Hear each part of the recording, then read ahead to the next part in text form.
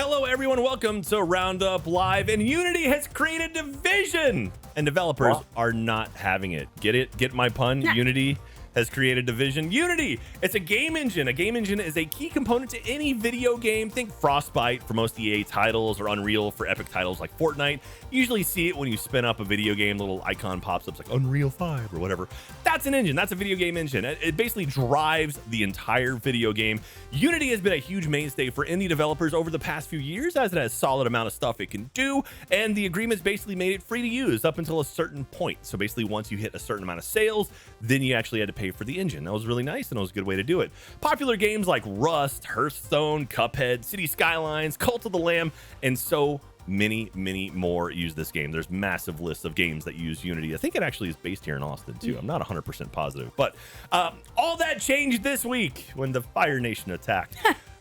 So a new Unity announcement came out this week stating that starting next year, every single install of a game using their engine would be a charge to the developer, even if the person didn't pay for it or is installing it on multiple computers or platforms once certain thresholds are hit. So once a certain amount of times the thing was installed, that your game was installed using the engine, at some point you would cross a line and would start getting charged for every single install. It is brutal, like 20 cents per install. Doesn't sound like much, but on some of these indie games that blow up, you know, something like an Only Up suddenly has 10 million installs. Oh, hey, we want a whole bunch of money for that. So indie developers lost their minds over it. They were very upset about this whole thing.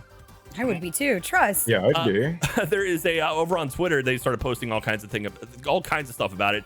Michael J. Foxney, who is at Kurt Russell Fan Club, says, "What the heck is going on with you, Jack?" It's a lot of letters and there's no punctuation. Make a game. Game is freemium. Game makes $200,000 from in-app purchases after being installed 3 million times.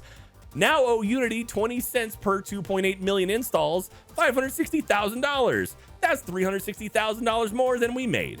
Yeah. Oh my God. Yeah. If you think about it that way, it's like, oh yeah, some of these games don't make a whole lot of money. Aggro Crab, which is another game developer, wrote up a huge post on Twitter. They say today, Unity, the engine we use to make our game, announced that they'll soon be taking a fee from developers for every copy of the game installed over a certain threshold, regardless of how that copy was obtained. Guess who has a somewhat highly anticipated game coming to Xbox Game Pass in 2024? That's right, it's us and a lot of other developers. No. That means another Crab's Treasure will be free to install for the 25 million Game Pass subs. If a fraction of those users download our game, Unity would take a fee that puts an enormous dent in our income and threatens the sustainability of our business. And then goes on, talks a little bit more about it. It ends with, I fucking hate it here. So lots and lots of developers have come out against this. And yeah, that's not cool at all, kind of what they're doing. Unity has come out and tried to do some damage control, but it seems the damage has already been done. And now there's a report that the CEO of Unity, John Ricciello, he was actually a former CEO of EA back in the day, back in like the early 2000s, I think. He sold 2,000 shares of Unity before the announcements. And that's not cool, especially now that Unity is down. So he knew this was coming, knew this would impact the company, and took some money out of it. And that's not cool at all. Apparently also Unity has removed one of the subscription tiers and are forcing people to subscribe to a higher tier of service, which is another shady move. So like one thing that might only be a few, you know, like a couple $100 a month, now it's like thousands of dollars for the year. So did Elon Musk take over or something? Like what's going on here? Yeah, what's going on? It sounds pretty shady. And Guru Focus, which is a site that tracks like CEOs and stuff, they also pointed out that John Ricciello, however you say it, they tracked his stock sales, and they say this year he has sold a total of 50,610 shares of Unity, his own company, this year alone, and he's purchased none. So that's not the most encouraging sign for a CEO when they're go ahead and grabbing up as much money as they can. That seems like the price grab right there. So very lame. We'll see how this goes. Unity right now is trying to do some damage control with it, and they're trying to say like, no, what we're doing, this makes a lot of sense, but there's developers going out like, no, this hurts us a whole lot. And again, being a service that like a lot of people can use as like a starting thing, it's like basically you wouldn't start getting charged until you had I think 200,000 installs or made like $200,000 in cash or something like that. So it's like There's still, it seems like a good chunk, but that could happen very, very quickly if your game catches 100%. fire. So. If you're talking about games like Cult of the Lamb, like that literally have crazy traction on Twitch and were viral, I just don't understand why basing it off of installs, regardless of the platform. I mean, I'm someone who buys games on multiple platforms, especially like indie games. Like I want it on Switch, I want it on PC. And now I'm essentially hurting the companies that are making them. It puts the consumer in a weird position, you know? There's some Twitter users too that are pointing out that this can be used in a negative way, where it's like, oh, hey, if you instead of review bombing a game, you could actually go in and just like install it on multiple platforms as a freemium game, and they get charged for every single one. Oh so, my god! If you're like anti this developer, this game, or you don't like the plot or whatever, instead of you review bombing, you can go in and just multiple install it everywhere, and then they get charged for it. So. A lot of shady stuff going on. I'm sure this will be refined. It's not taking effect till January, so they've got 3 months to try to correct this and at least make it a little bit better. But still time. We'll see how it goes. We'll keep an eye on it for you. Absolutely. Well, speaking of games coming out, that sounds so stressful. Well, BK Jack, I have a question for you. Of course you do. Yep. How are you? I'm great. How are you? Fantastic. Awesome. So is the correct answer peachy? So the Nintendo Direct brought us a bunch of things today. One in chat if you've seen the Nintendo Direct today. It was a pretty cool time. So the show lasted about like 40 minutes, and I would say there was never a dull moment. We got to see Paper Mario, A Thousand Year Door get announced, or see more of it. Mario versus Donkey Kong remake, that's a thing. We got F-Zero 99, which looks to be promising, and honestly, I might play it. Looks kind of fun. But that's not what I'm here to talk about. I'm here to focus about one of the games that they mentioned, something that I think is iconic, and personally, I'm excited for it. It has potential. It's been since 2005. I want to talk about Princess Peach Showtime today. Okay. Let's go, baby. Let's just do it. Do we got new details? Was something else like announced? We got new details. So we briefly talked about this on Roundup before, but we had very limited details. We just knew that it was Peach, something about theater, and she was going to save the day somehow. But during this showcase or this direct, we got more information. We got a trailer. We got some cool pictures. So I'm just going to give you a brief rundown of what this game is, and I'm pretty excited about it. Okay. All right. So, can I say pussy slay? You can't live. Whether or not that ends up on YouTube, I don't know. Well, we can like cut it out, that's right? True, that's true. No one's watching us live right now anyway. It's all good. Okay, well, everything got revealed today, and it was pretty pussy slay was the sentence. Okay, cool. You have no other adjectives. Okay, that's cool. I have no other adjectives. This game takes place in the theatrical world, where Peach is sent on a mission to save multiple theatrical performances by transforming into various new versions of herself in a Sailor Moon-esque style. And it's really cool. So in the trailer, you got to see examples of Peach transforming into a sword fighter, a detective. So basically, she will be slaying, she will be serving, she will boots the house down, yes, queen. You got that, Jack? Nailed it. Queen. But Chad is saying, Gunkata says, so Peach is just Barbie now? I mean Barbie does all those things. Basically becoming a Barbie. Peach might be the galaxy or the queen of the galaxy eventually. Who knows? This is where the potential's coming from. So how did Peach get to the theater? I got you. So in the trailer, Toad comes up to her with an invitation saying, we're going to the theater, babe. Let's go. Pack your bags. We're going to Sparkle Theater. We're going to catch a play. But right before the show even starts, the evil grape, which is the first time I've ever been introduced to this villain, the evil grape and the sour bunch come to ruin the show. Boom. And they're not a band. They're not a band. That sounds like a ska band. Yeah, it does. Yeah, it does. But it's up to the theater's guardian, Stella, and Peach to work together to save the day. Stella's really important in this game. Basically, think of Luna, but I think a little cooler. I kind of like Stella. But Stella follows Peach around and gives her ability to kill people. That's not right. Kill people. That's not right. Basically, she gives her a ribbon and she can basically fuck up enemies around her, but also can use this ribbon to solve puzzles and transform the environment around her, like hit trees to make leaves come out. The game looks awesome. Like that. Like, It's a very really looks awesome fun. game. Yeah, it looks really cool. I like the Sailor Moon transitions. I'm excited to play it. It's going to be on Nintendo Switch, March 22nd, 2024. This is amazing news, in my opinion, because the last time we got a Princess Peach main video game was back in 2005 with Super Princess Peach, which I think Cozy Couch played. Yeah, we did. So I'm excited to see this game in action. Now give me a Daisy game. Give me Daisy. She's the baddest bitch in Nintendo. I just gotta say, I'm actually thrilled for that game. There was also 1,000 Year Paper Doors coming to Switch as well, was another big reveal. I know that game has a huge cult following. It's a GameCube game, so if you're Paper Mario fans, get excited. You'll be able to play it. Emulators might not have to be your only way. You can have fun playing games that you love. This episode of Inside Gaming Roundup is brought to you by Shady Raids, our never-ending battle with that bright ball of light in the sky we call the sun still continues every day, but luckily Shady Rays has us covered. Shady Rays is an independent sunglasses company that offers a world-class product complete with durable frames, extremely clear polarized lenses, but for a really good price. I mean, they're so good, I can kind of barely read the script I'm supposed to be reading right now. They have the best deal in all of eyewear, if I'm being honest. If you lose or break a pair, even on the first day, they'll send you a brand new pair, guaranteed, no questions asked. And with every purchase, you actually get to support the Shady Rays Impact Program, which works directly with nonprofits and their communities.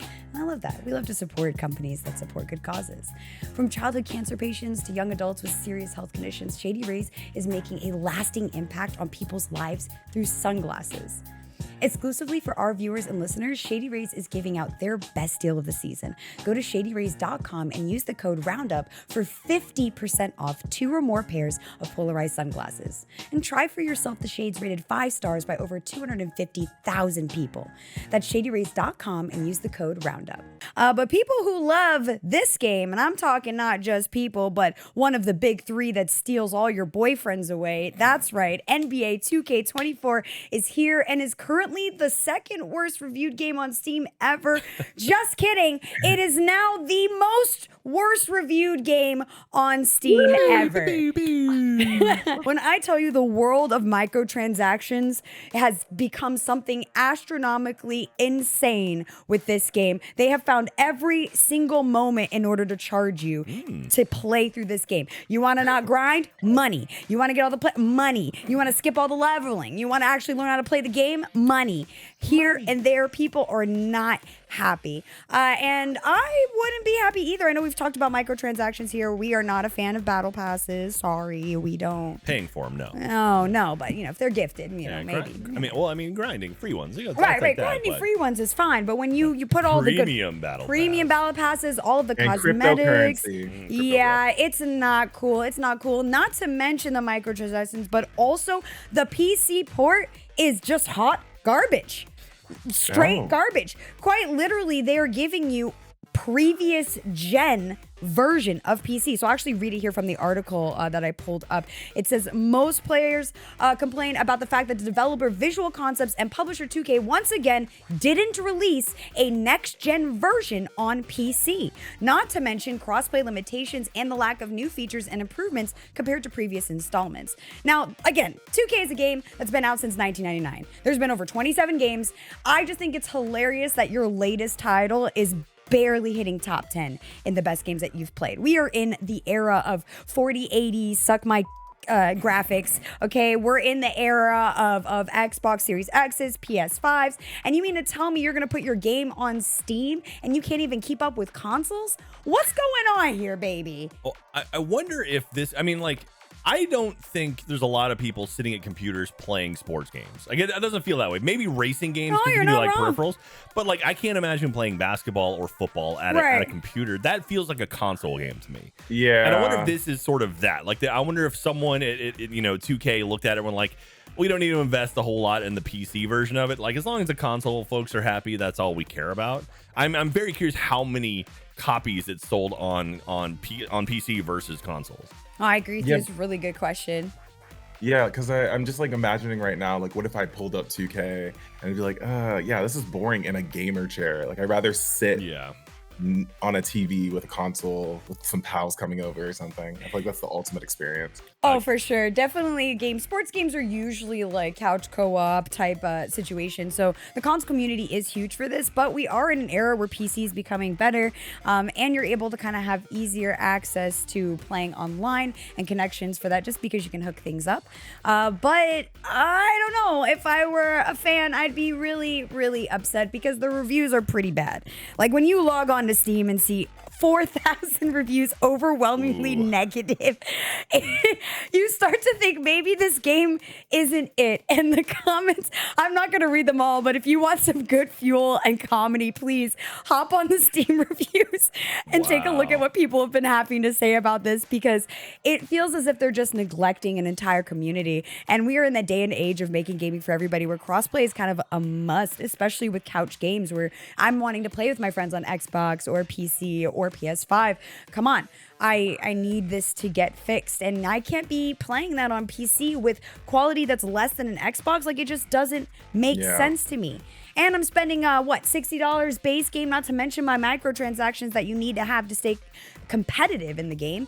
But I think the funniest part of this for me is Overwatch 2 has finally been dethroned as the worst reviewed game on Steam. It has quite a few votes there. It's still up there, but NBA 2K is taking the top of the list for the Hall of Shame at the moment there. If you ever want to look at games and how bad they're doing, check them out. I gotta say, this is a game that takes away your boyfriend, so maybe you should tell your boyfriend to pick another game to play, because this is not it, Chief. Yeah, Hold on. They should be playing some Overwatch 2. Yeah, play Overwatch 2. And they can play. What I like to say, if your boyfriend's got beef, I'm a vegetarian and I ain't effing scared of him. Nice. That was beautiful. Well, speaking of some games, we have some games coming out pretty soon, don't we, Beaks? Yeah, we do. I think we do. Blizz, you want to talk about some games that are coming soon? Yeah, one game that I didn't know about and super excited, Deceit 2? Ooh. It's a 6 to 9 player social deduction horror game where 2 among you have been infected. Whilst the infected do the game master's bidding, the innocent must work together to escape the ritual whilst deducing. God, there's so many. You're doing great. Deducing who is plotting against them. So, who can you trust? Deceit 2 is coming to PC today, September 14th, and I'm going to be playing this. Oh my God. Dune Spice Wars, a 4X real-time strategy game from the developers of the critically acclaimed Northgard. Set in Frank Herbert's groundbreaking Dune universe, you must lead your faction and battle for control and dominance over the harsh desert planet of Arrakis, and also hang out with Zendaya. Dune Spice Wars is coming to the PC today as well. Line up. I don't know if she's actually in it. I just made that up. I don't, cannot confirm or deny that. Don't quote us. Definitely in it, and if she's not in it, DM Jack and yell at Jack. Line up with 98 other F-Zero machines and race to the finish in this thrill take on the original Super NES game F-Zero 99.